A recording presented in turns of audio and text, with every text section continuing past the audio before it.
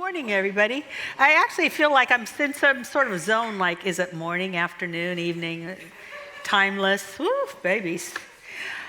For those of you that are here for the first time or first few times, I am Kathianne Lewis, and I'm one of the ministers here, and my pronouns are she and her, and I come in the name of the one. I come in the name of the one. Infinite being. Beyond all names. Woof, babies.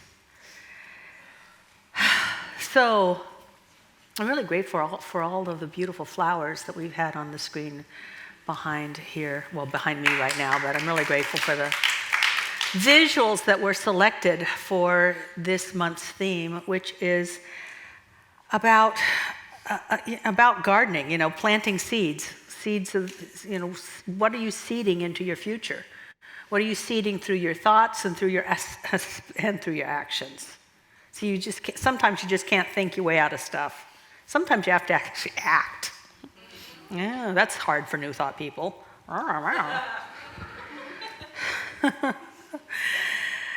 Today's talk title was Gardens Come in All Shapes and Sizes, and when I first came up with that talk title, I was thinking about not judging our garden. Whether we have a few pots on the patio, or we have a pea patch, or we're lucky enough to have a backyard garden that will feed our family with all sorts of fruits and vegetables. Whatever we have is fine. It really is. And then I realized that sometimes larger is not necessarily better. That we can get to this place where more is more. And more is not necessarily more. See, we can always be going for the larger, eye-catching results. How many of you went through that phase? Larger, eye-catching results?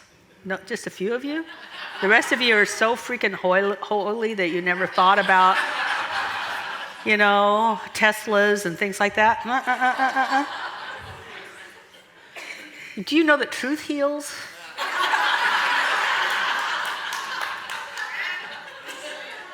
Just saying.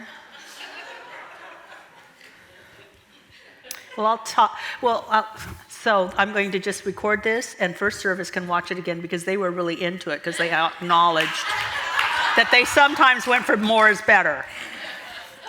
There is more is better. More love, more confidence, more serenity, more patience. There's a lot of more that's better, but not sometimes in our material world. See, sometimes we can go for so much bigger and better, and we might even get bigger and better, but it's not sustainable. If I'm going to use agriculture as my metaphor, my teacher, Judge Thomas Troward, said that he was taught by only two things. One was the Bible and the other was nature itself. And if we look at nature, bigger is not necessarily sustainable. It's not, and it might be better in the short term, but not necessarily the long term. Now that we've turned a lot of agricultural farming into machines and big business, it produces a lot of crops in the short term and is not sustainable in the long term, at least not for the earth. I mean, I think I've said this before, but I was raised by my first environmentalist, which was my grandfather. And if you had a crop, you rotated the crop, and you didn't dig so deep that you eroded the ground, because that wouldn't be good. He was a logger, but he was a horse logger, so he could go into the woods, take just the trees he wanted, and not destroy the forest. He would never think of clear cutting, because he knew that he would die and somebody else would inherit those forests if he kept them pristine. So I kind of got this in my blood. And so I look at, if nature is a book to be studied, well, how am I perhaps not doing things that are sustainable? I'll give you some ideas about sustainability. So I went to church and we had a talk on farming, and I'm not really sure what it was about.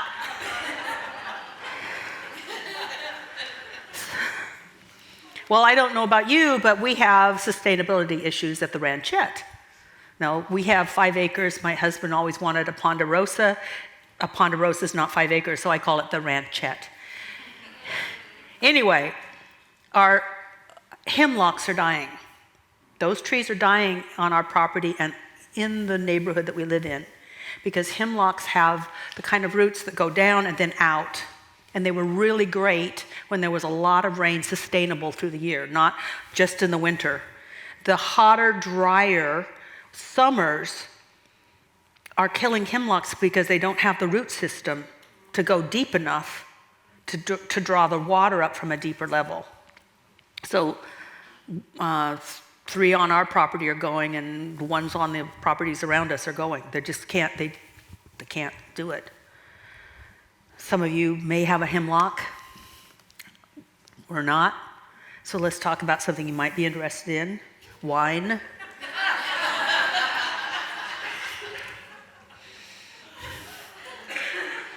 I'm interested in wine.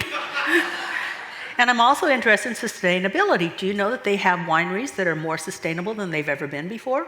There's wineries, and you can check them out, and they have sustainable crops. Now, how'd they get sustainable?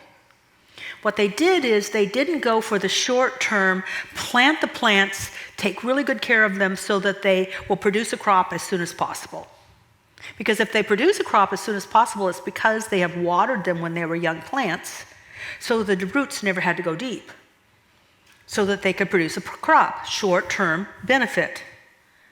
However, what happens now that parts of the United States are getting drier and drier, it requires a lot more water to keep those plants producing grapes.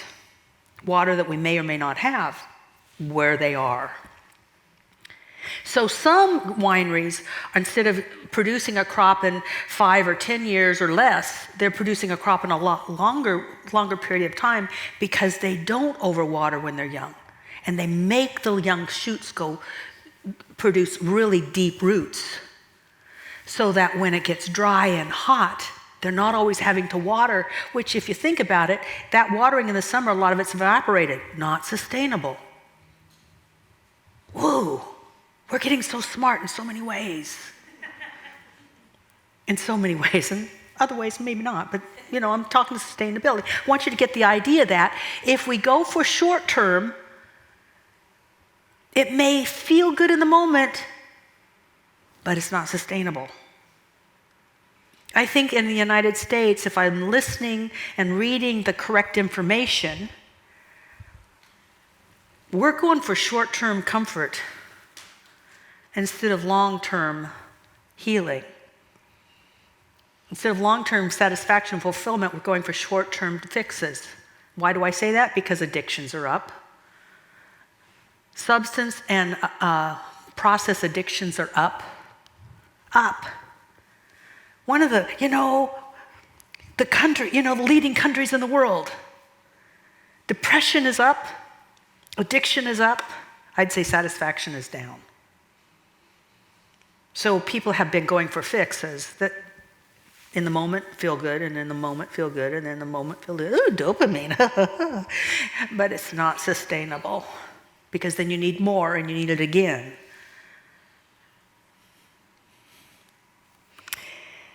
So what am I learning from this? If I was going to take this and mix it up, take a little information from nature and a little bit of information from the Bible and mix in a whole lot of science of mind, what would I get? What I get is that maybe for some of us, difficult times are made so that we seek a deeper connection with the infinite, or whatever you want to call it, instead of bad times mean give me a something. For me, it'd be Netflix. But you know what? I'm running out of good Netflix movies. There is an end. It's not sustainable. It's just not sustainable. I'm teaching a class on Monday evenings and Tuesdays, and out of that class, a slogan showed up, and it is, "We go deep to go high." We're going to go deep inside of ourselves so that we can raise up, be raised in God, to be raised up to a place where what we're comforting ourselves isn't needed, or we don't need it as much or or maybe again. See, let's now get into metaphysics, or maybe the reason you came here. See, I think that even some of the stuff that I have taught and I have used are surface remedies instead of deep healing. I did the math in my head, first service. I've been at this for 49 years.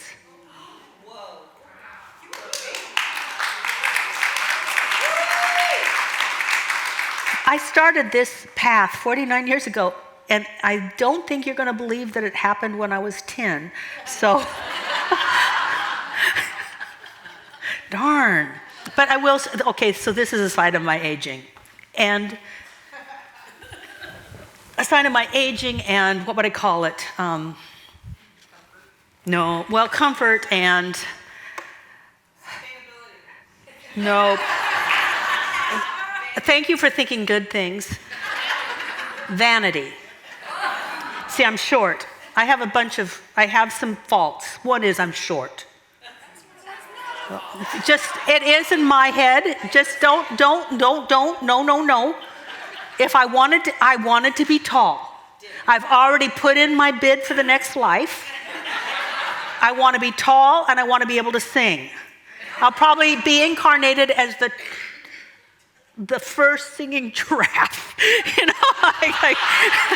Who knows? So if some of you live that long and you hear about a singing giraffe, it might be me. Anyway, so I wanted to be taller, so I wore heels. Aren't they cute? They go so well. I know. Right? Yes. I'll just wear them as earrings because I tried to wear them first service. I can't walk in them anymore. So anyway, that's vanity. Vanity meets old age. So, but that's okay. I am like a fine wine. I get better every year. All right, so that's not the story. The story is I've been around here long enough and I've been doing this long enough that I remember when affirmations were the solution. How many of you remember when affirmations were the solution? Just get the right affirmation. You paid people to give you the right information. You bought books to get the right affirmation. If I just got the right affirmation. There's a book, You Can Heal Your Life. You find anything that's wrong with your body, it's the knee or the ankle or whatever, you read it, you go, oh, that's the cause, and this is the affirmation. It worked sometimes. Like if this is happening with your ankle, it's because you believe this, now do this affirmation. It could just be that you're wearing high heels and you shouldn't anymore. It could be that simple. And I want to say that affirmations work if there is no deep resistance. So if you think, if it's like I can do it or not do it, you affirm it, most likely you'll have it. But if you have a bunch of stuff inside, deep, that resists that affirmation, it just bounces off. Now there's a big deal about manifestation. Yes, I am addicted to some social media sources. I've been known to check them out. And there's advertisement after this, after that, about manifest. You know who gets rich with this whole manifestation thing? The people selling it. And for $3,000 or $4,000, I tried them out. Oh my God, I didn't buy it. It's like, really? Oh, goody. For $4,000, I can manifest my dreams. Or I can go to the Center for Spiritual Living and just sit there. I could just do my inner work. So I love it. It's like, if it were true that for $4,000, if you had it, you would manifest your dreams, there'd be a whole lot more happy people in the United States right now, and they wouldn't be addicted to process and substance abuse. They wouldn't be covering up their unhappiness. Manifestation doesn't lead to satisfaction and fulfillment, even if it works. And if it worked, there'd be a whole lot more people with the debt going down and the debt's going up right now. They wouldn't be debting themselves into the life that they want.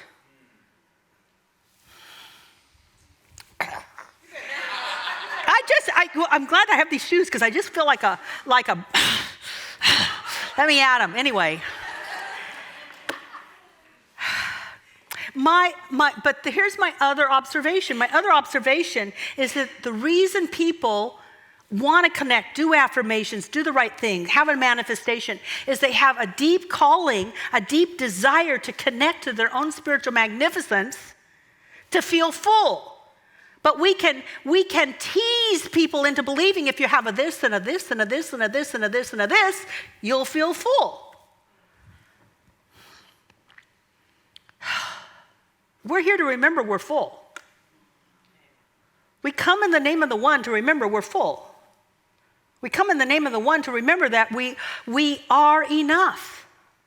Because here's the problem. Demonstrations for demonstration's sake eventually are unsustainable because not enough in consciousness means not enough. You can never have enough. You'll never have enough. If you come from not enough, you have not enough. I mean, let's, pull out a little Bible verse here. And Jesus said, to those who hath not, even that shall be taken. Now that seems mean. Oh, God's a loving God. Yeah, I'm going to take everything. No. It's a metaphor for if you don't have anything in you in consciousness, you can't keep anything in the outer world. You can't keep it. How many of you have had fly-by demonstrations? There it was and there it wasn't. That's that consciousness of I'm not enough, there's not enough, there won't be enough. And I can't demonstrate my way out of it. Not enough consciousness breeds frustration. I think a long time ago it used to be called midlife crisis, where people achieved and still did not feel full. I was thinking about having a midlife crisis. I'm a little over that, but I could live to be 150, and then this would be a midlife crisis.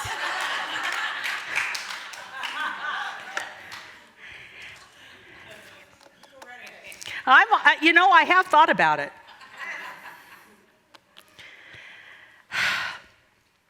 Not enough consciousness breeds greed, hoarding, and an unwillingness to be generous. Because there's just not enough. So here's the lessons learned. First of all, time well spent is the time that we take to cultivate our conscious connection with God. Conscious connection. We're already connected. It's like we can't, you can't unconnect. I mean, just ha ha ha. Now people can think they're not connected. They can feel unconnected. We can feel lonely, we can feel isolated, which, by the way, according to studies, people are feeling more and more and more isolation. It was bad before the pandemic and we haven't caught up yet. Do you know that I read this article? When I come over here, it's an aside that I just thought of. That's my talk, this is my aside. I read an article by an atheist. And he said, I'm rethinking the importance of spiritual community. As an atheist, he said, I still don't believe in God, but I've noticed that people who have a community are healthier, happier, and more fulfilled than people that don't. So we come in the name of the one to just remember together our connection. Okay, that was all. Now, so we come together to cultivate a conscious connection with the divine by singing, by chanting, by using an affirmation if we need to, by doing whatever we can to have a conscious connection with something greater than ourselves. You can call it nature. I've been to Peru and they don't seek a connection to something up there. They seek a connection to Pachamama, to the ground itself, to nature itself and everything that grows. But they feel connected, and out of that connection, they are survivors, even at 16,000 feet. Come on. Can you imagine a village at 16,000 feet? Pachamama is supporting them. Truly. Second lesson is, and then I'm getting this out of this nature thing about a whole bunch of stuff coming together. Use problems, judgments, and issues as a place to dig deep. Here's a problem. So many of you, not you, not even you, not even anybody online. Nobody does this, but I bet you know people that do it. And that is when things get troublesome, we want to avoid it. I don't want to talk about it. I don't want to think about it. Thus, addiction to processes and substance. But what I would say is that's the place to dig. I went to England many years ago, and I got dowsing rods. I kind of like dowsing rods. So you say you want something or you've lost something, and especially out, like where should we do something? Where should we plant? And the dowsing rods really work. And I think, so here's Kathianne's explanation. We are wise beyond our conscious awareness. It's in every one of us to be wise. And I think that we, since we're all connected to the earth, to everything, not just each other, I think that we know where something should happen, but we don't think we should know where something should happen. So we put dowsing rods in our hands, and then the dowsing rods respond to our body wisdom, and they start to turn, and we go where they're supposed to go. I mean, I use them. It's kind of fun. My grandfather used it. If he was going to dig a well or do something, he would take some sort of, it had to be the right stick. But anyway, he'd take sticks and go dowsing. My grandfather. It's been used for so long in the United States by people that needed to know where to dig the well. It's just divine intelligence showing up in a form that they could handle.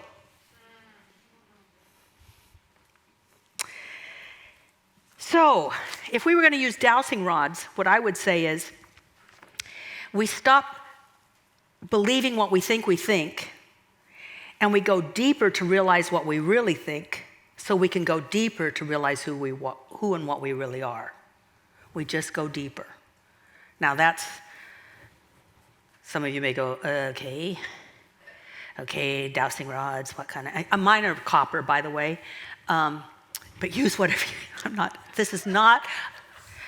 I went to church on Sunday, and she started out with agriculture, and now she wants us to do dowsing rods. I think they might be pagan. I'm not sure. No. And it's just an illustration. Go deep. If you want to go deep, where should you go deep? Go deep where you don't want to go. Because that's where you're the softest and the most vulnerable, and where there's the chance for the greatest connection. So I'll give you an illustration. This actually happened to two people last week.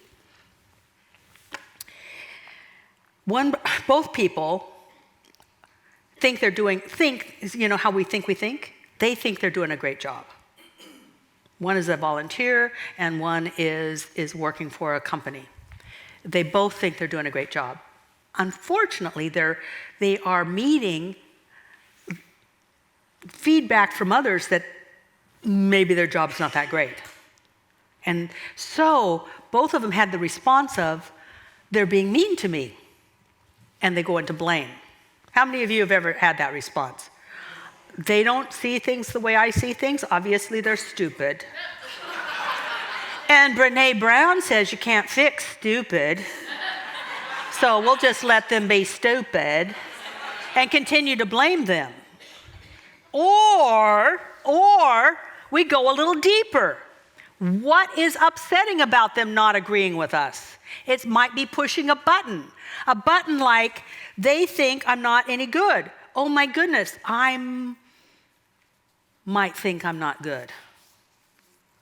I might think that I'm not as good as I think. See, we don't wake up in the morning and say, wow, I'm going to go to work and prove that I'm not any good. Actually, this one person that I know, I've known her for a long time. I've worked with her for a long time, and she's changed companies because they didn't understand how good she was. And so we had this talk. Do you really want to go there again? It'll show up again. Because that's the bug. So we went deeper.